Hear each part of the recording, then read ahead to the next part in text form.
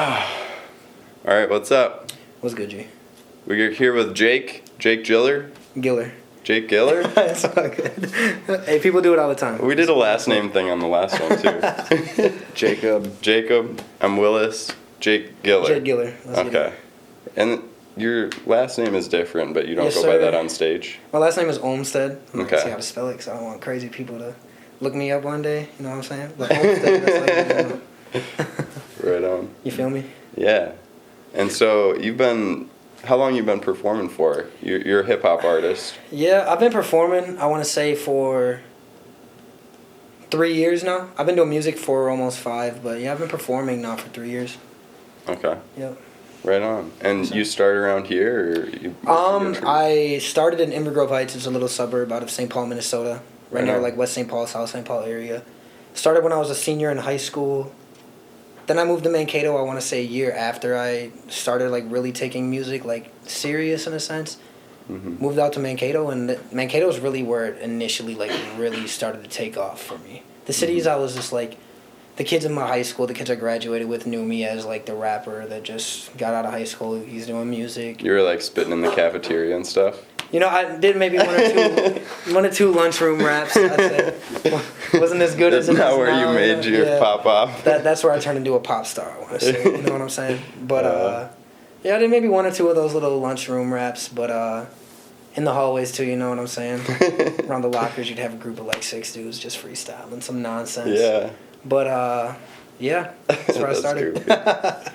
I always heard that stuff, but I was never involved in it myself. I would say it's a very at first intimidating scenario to put yourself in, because it's like, it's weird. You feel the pressure. You're like, oh, am I gonna? I wind up saying some dumb stuff. That's what I always would think. You know what I'm saying? I always like, damn, I'm not gonna make sense right here.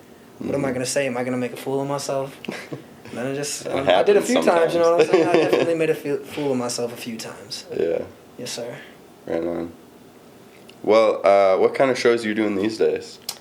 I just recently did a show at First Ave 7th Street.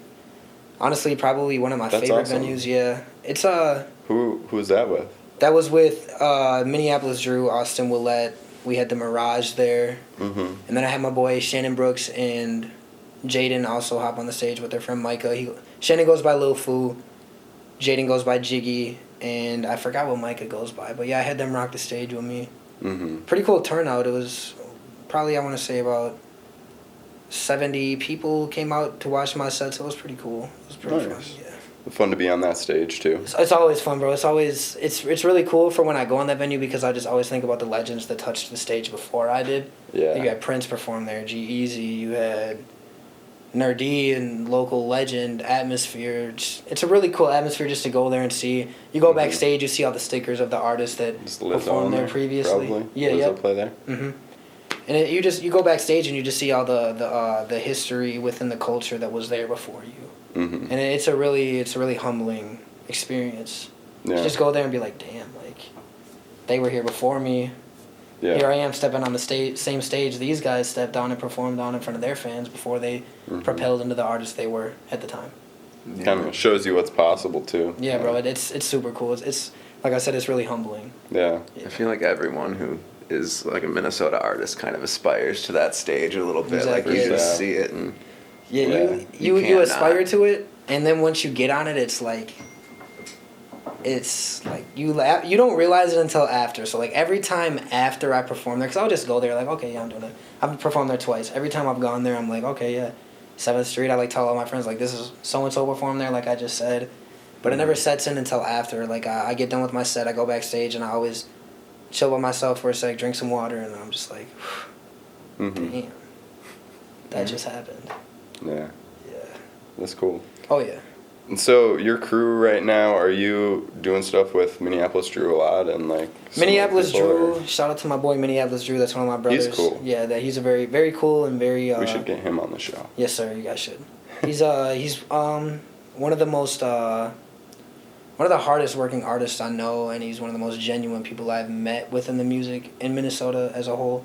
But yeah, I'm with Waterwave TV, so we got Eric is my manager, Calvino, Ouija, we got Reese LaRoe, You got, I feel like I'm missing some people.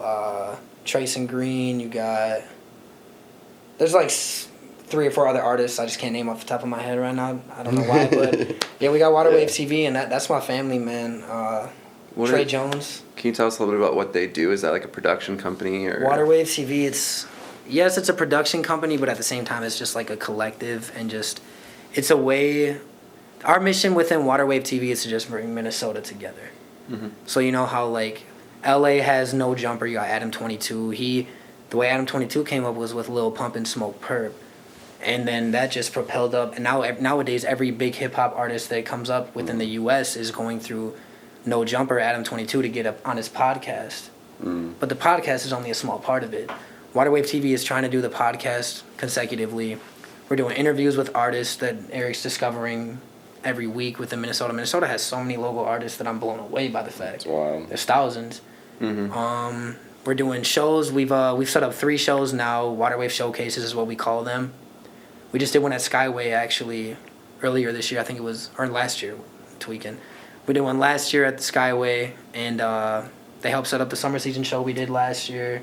Yeah. And it's really just a collective, man, to just show that Minnesota is more than just. So by joining it, you're contributing your energy to like further the thing, and then kind of getting some back by the whole group. Yeah, the story. Bunch of other people. So yeah, like the story within me joining it is, I used to rap with my boy Trey Jones, who's behind the camera, but still do. You know what I'm saying? But we used to be with a group called Commonly Mistaken.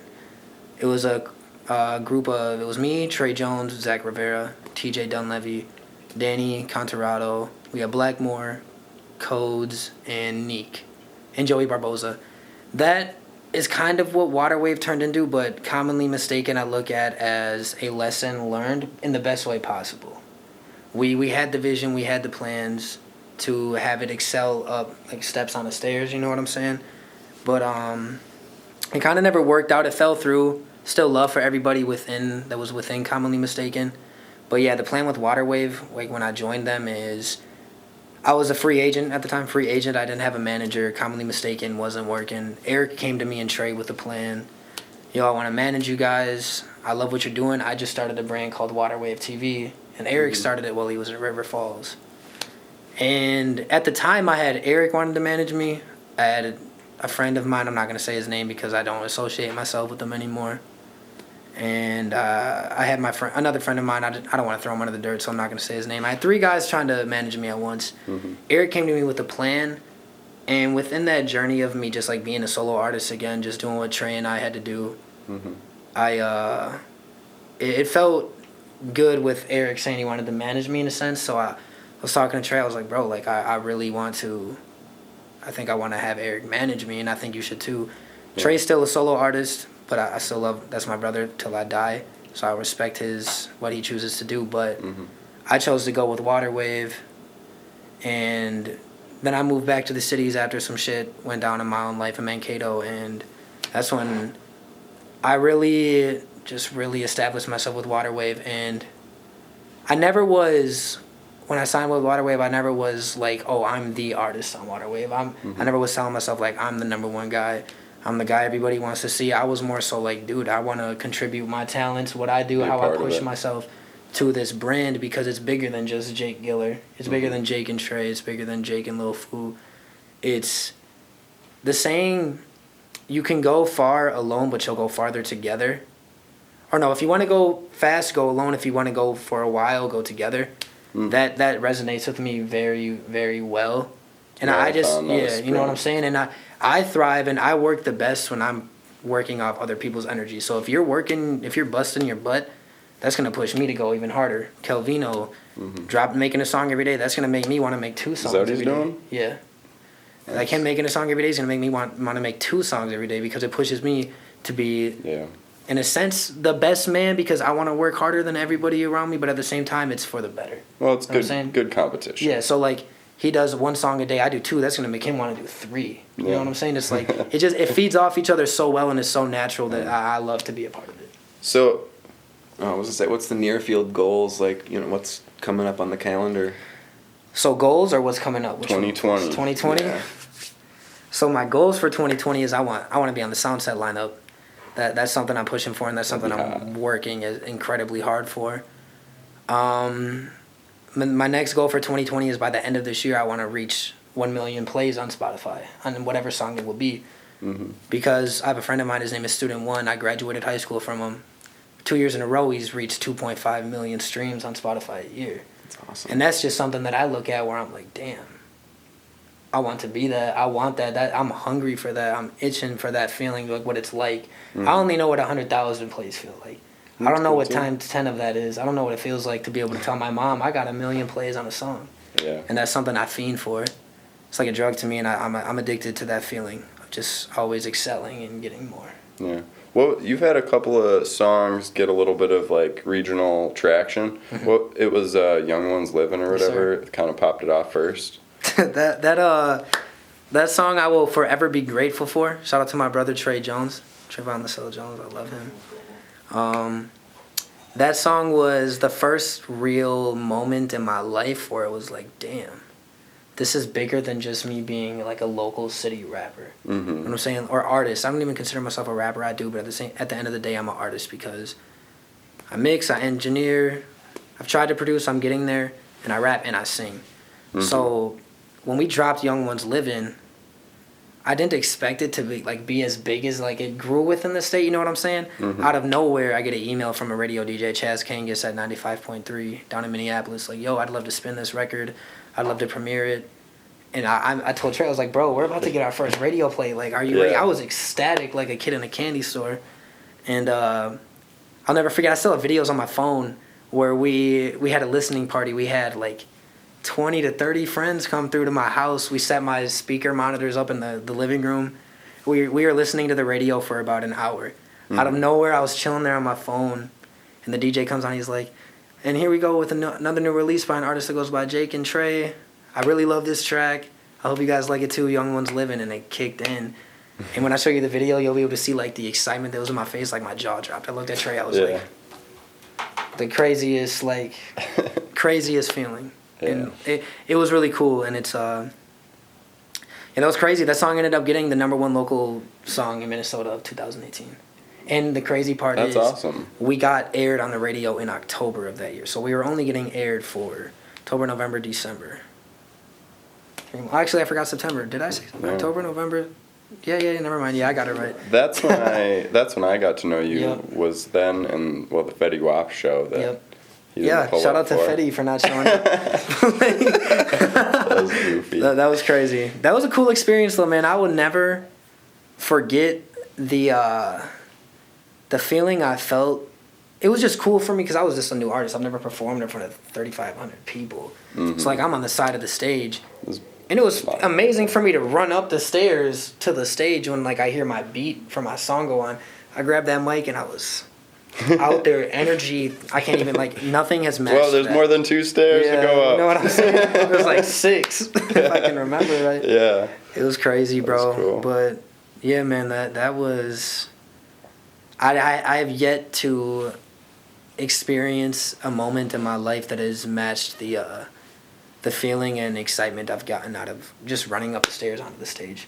That's what you like about it. It's just the thing that I feed off the most is obviously it's fun and it's amazing to rap your own vocals in front of people, but when you do it in front of that number of like heads in the room and you just hear people screaming, they don't even know you.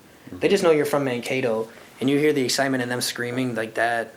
I almost cried, like shed a tear of joy when I got done. I was like, dude, this is energy. Nuts. You know what I'm saying? Feel it in the room. Yeah, it was crazy. Yeah, that's awesome.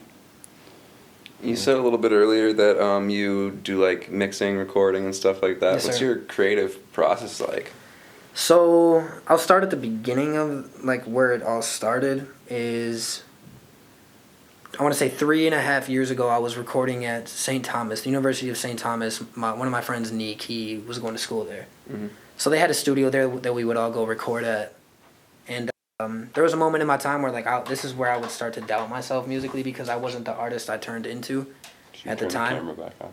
Yeah. Let's start it again. Should I wait? You can keep going. Okay. Sorry. So there was a time where like I was doubting myself. This is before I moved to Mankato. Mm-hmm. Because I was like the new artist with my friend Neek and Codes, I'd always go to the studio with them, and I'd always have music ready to record.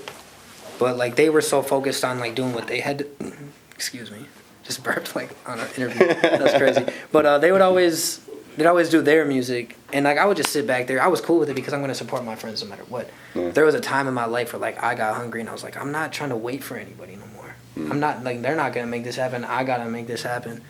So that's when I moved to Mankato, and I was sleeping on a couch for 6 months at my friend Zach's house because I was so determined in becoming the artist I want to become and becoming the person I want to become. I sacrificed 6 months to sleep on a freaking love seat, whatever they're called, the 2-cushion couch. And I'd wake up every morning, 7 o'clock in the morning, 6 o'clock in the morning. I go work at a Planet Fitness and get home at 2 o'clock, and I would just go on YouTube. The best way to engineer a rap vocal, how to EQ it, how to, what levels of reverb you should show on or throw on, how do you want to compress the vocals? I'd always watch those videos while doing it, but then it just turned into me playing it by ear at that point. I would know where I want to put the levels at for my voices, but then it was just me playing it by ear, me going and listening to artists like Drake or like the Post Malones, hearing how the mix comes through when you're listening to it fully, just like in a pair of Apple headphones, and trying to match that sound. And it took me like a year for me to finally get my mix. And my creative process now is I have presets now to where like I want the bass of the vocal to be. So like for example, I'll have Trey go on. I personally like to record with my vocals where I can hear myself as I'm doing it. Trey doesn't. So that's the way I do that is, okay, I'll have Trey go through, listen to it. Do you like how it sounds? Like, does it sound clear? Are you stuttering on any words? Are you hesitating on anything you're saying? Bam, he likes it. I'll throw it on. I'll EQ it a little bit. Play it out loud. If it sounds good, then we're on to the next one. We're on to the ad-libs. We're on to the layers. And then my process with that is, bam, okay, Trey gets his verse. I get my verse. We get our ad-libs, our harmonies, our layers that we need. Bam. I'm going to go in and I'm going to mix it. I mix the track until where it sounds good on my speakers, my monitors I have. Bam. The next step is I go car test it. I'll go play it in the car. Does it sound good in the car? Is the bass too heavy? Are the vocals too light? Do we need to mix things more together? Bam. Let's go back to the drawing board. Let's get it. Then I'll get that mix. If it sounds good in the car, my next step is I'm going to play it in Apple headphones. Does it sound good in the Apple headphones? A lot of people listen to it. Yeah, because that's what a lot of people. You play it on your phone too. Yeah, I play it on my phone too. But back to cars, I never listened to it in a car with good sound system. You want to listen to it in a car with like a 2005, 2008, you know what I'm saying? Mine rattles. Like an older car. Because a lot of kids these days don't have the newer 2015 and up cars that have a nice system, so you want to listen to it in that because you don't want it to sound good in a good system because you play it in a car that has a little bit of an older system, it might not sound the best. So I do it in that, then there's the Apple headphones. Is it clear enough? No. Because it never is after you listen to it on your regular monitors. Then I'll mix it on the Apple headphones. Bam. Once I get those levels right, it's over with. Because I already have it where I want it to be. Then I'll just go on and I master it. I throw a little stereo enhancer on it. I EQ it a little bit more, take out all the high frequencies. Yeah. You got a track. You use Ableton, right? Yes, sir. For that stuff? Yeah. Yeah, and you've been doing that for all your own tracks for a while now? That's where I started. Ableton's where I started and taught myself, and I haven't switched up on it yet. And are you still producing like all your tracks like that? Or yeah, I engineer every track the same way. Yep. I don't want anyone that's watching this that is an engineer themselves. You can be the best engineer in the state, but I will not trust you to mix my vocals. If we're in the studio, I need to have my laptop present because I'm doing my own thing. Yeah, nobody's been able to match the sound I can give myself or my brothers. That's creative cool. control, man. Yes, sir. Yeah, you got the right energy. And it's just like, man, like I've gone to enough studios. Like I've gone to IPRs. I've gone to a few other studios out here. I don't want to say the names because I don't want the engineers at those studios to feel some type of way because it's all love.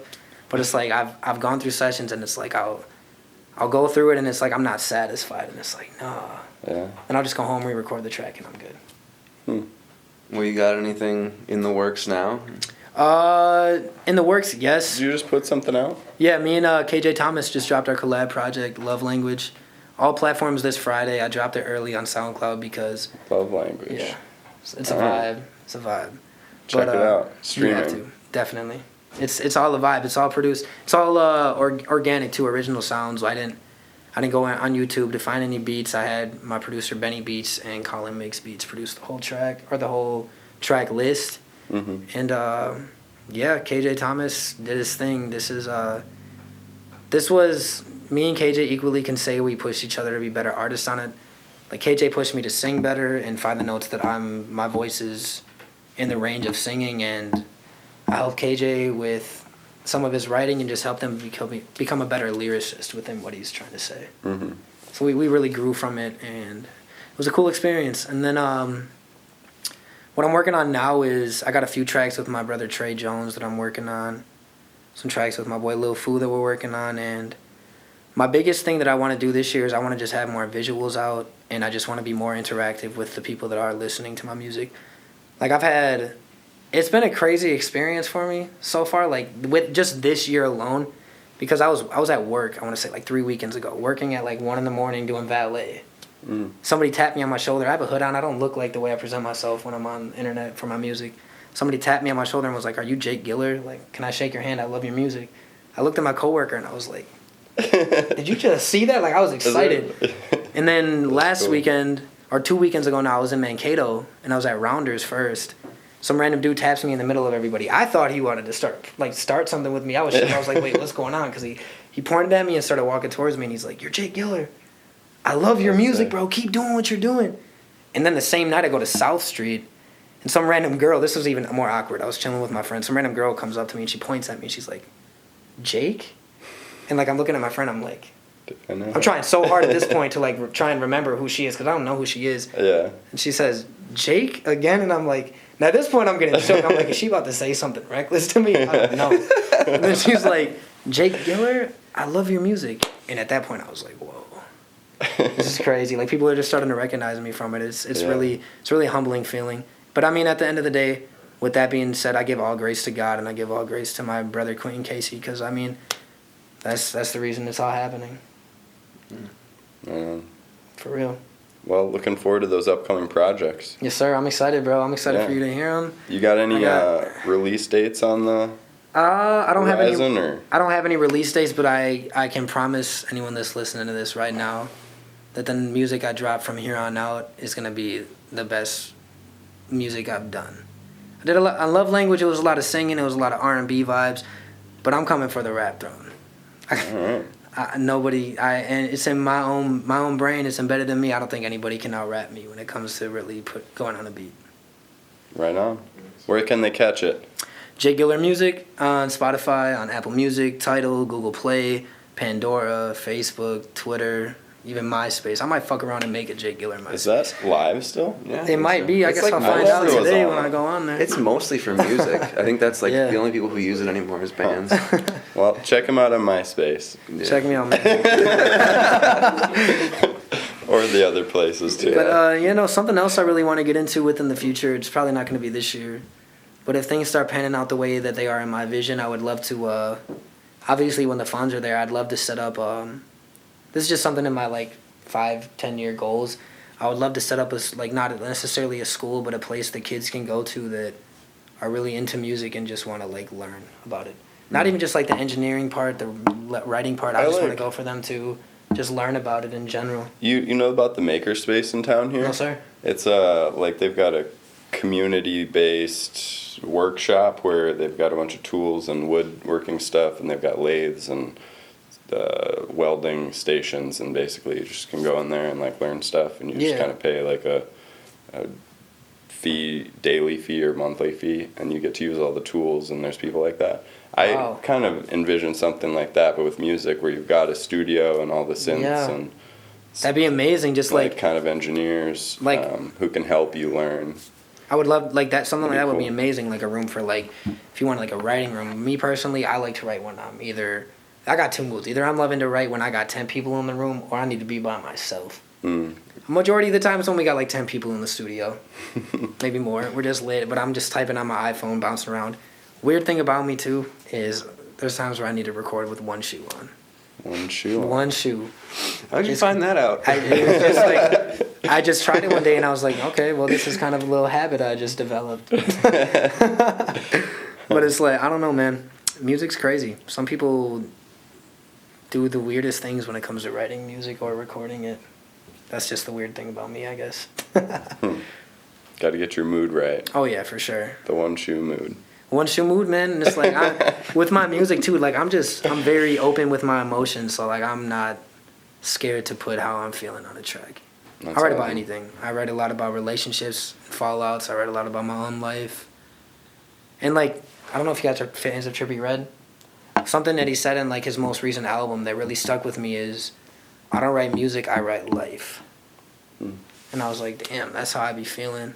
Because it's like I've had times where people in my past were like, I've written a song about a relationship that followed, and people are like, oh, you wrote a song about so-and-so. And it's like, nah, bro. It's like, you can think that I mean, obviously, to a certain extent, I might have written a song about that person, but at the end of the day, I wrote about what I went through and how I felt within that situation and how it panned out. So, I mean, like, any artists that are listening to this, don't be afraid to write about how you're feeling. Because 99% chances are that there's somebody else in this world with all the billions of people that is going through the same scenario, and that song could help them out. I feel that. Yes, sir. Right on. Anything else? Got any last plugs? Yeah. Anyone that's listening, I just want you guys to know, never be afraid to be yourself. Love yourself. There's going to be times where you're doubting yourself. You feel like the world's coming to an end. You feel like you're not doing anything right, but at the end of the day, just have faith and keep pushing on, because there's always going to be storms, thunderstorms, rain, but the sunshine is right around the corner. So never give up on yourself, and just always trust in God and trust in yourself, because you can be going through a tough time right now, but I guarantee you it will be better very soon. Right on. Respect that. Yes, sir. Thanks for coming on the show. Appreciate you guys for having me, bro. Thanks for coming out. Jake Giller one more time. That's Giller. You can find me on Jake Giller Music. MySpace. Anything. Yes, MySpace too. my email, Jake Giller Music, or Jake Giller, yeah. JakeGillerMusic@gmail.com. You got beats for me. You got any questions, feel free to DM me. I'm always active on my social medias. Just hit me up. Right on. As Trey Jones would say, wait, hold on. Appreciate y'all. Yeah. Right on. It's a wrap. Oh, yeah. One more time, bro. Thanks for having me. Yeah, that was awesome. Hell yeah. Romo, you guys gotta do more interviews like this, because just this setup is